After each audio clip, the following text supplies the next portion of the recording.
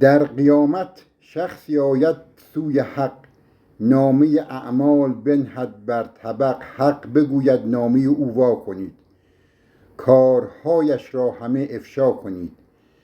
پیش آید یک فرشته در زمان، جمله های نامه آرد بر زبان.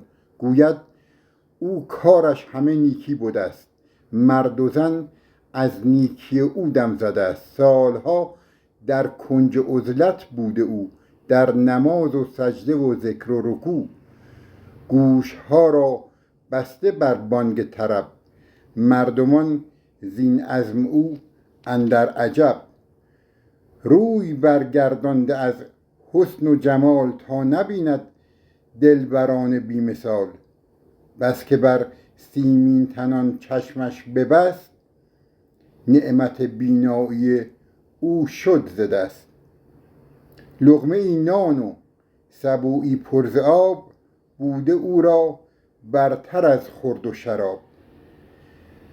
تن به رخت بوریا بسپرده او، وز لباس پرنیان آزرده او.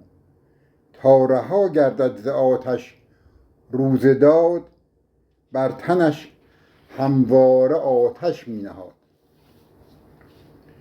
نی که جسمش را پی عشقی دواند، نی که بر جانش می نوشی چشاند. تا نهد پا در جنان در این جهان، پشت کرد بر هر چه بود در آن جهان.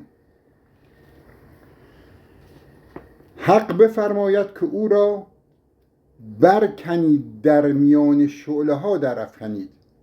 او که از آن نعمتان سودی نبرد، کی تواند از جنانم سود برد. او که چشمش بست بر آن لعبتان، کی تواند کام جست از حوریان.